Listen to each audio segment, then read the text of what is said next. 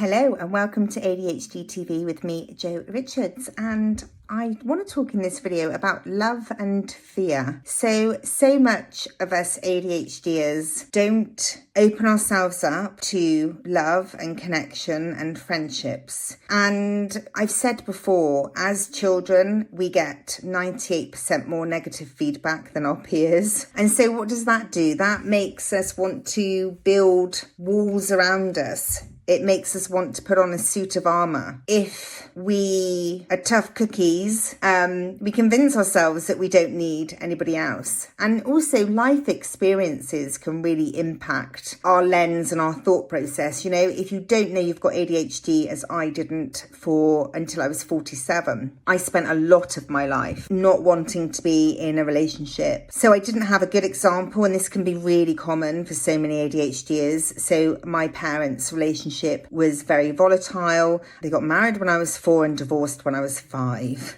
It was as with quite a lot of ADHDers, I've got a very complicated family setup. They had a complicated relationship. Neither of them knew they were neurodiverse, which really didn't help. And so there was it was very chaotic, lots of explosions. And so I had the thought process of, I'm not getting married and I'm not having children. And I spent a really long time saying that in my conscious and unconscious mind. I had a few relationships when I was younger. I bought my first flat when I was 18, and I was really proud of that. But some of that was massive necessity of needing security because I didn't have any of that when I was growing up. And so that's quite sad. And it's only recently that I've always been really proud of that. It's an achievement. Most people at the same time, obviously, I didn't really have peer friendships because we don't. I had lots of older friends, and even there was 2 others that in my peer group that had bought their own flat by themselves, but they were older than me. And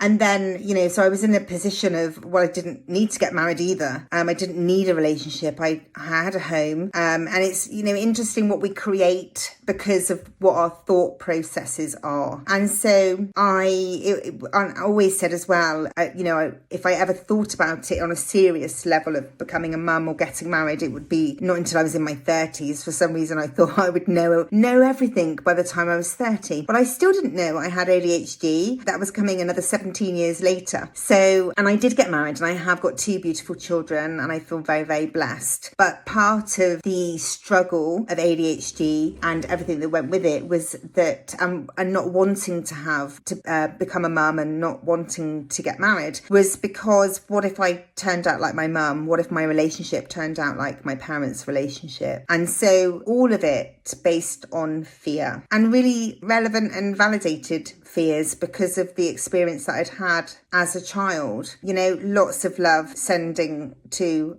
my father died when I was 14, so sending to the spirits world lots of love and acceptance and understanding to him and to my mum, because, you know, they didn't know, and when you don't know, there are real ramifications, and it's, you know, it's really challenging when you don't know that you've got ADHD and why you're so overwhelmed and why you've got a short fuse. And so you can, you know, from afar, I can send that love and that understanding, and then use that new lens on my life and the choices that I've made and the people that have been in my life, and how I've showed up as an ADHDer within those relationships. And all of that, unpacking all of that can be quite tricky. I have had counselling.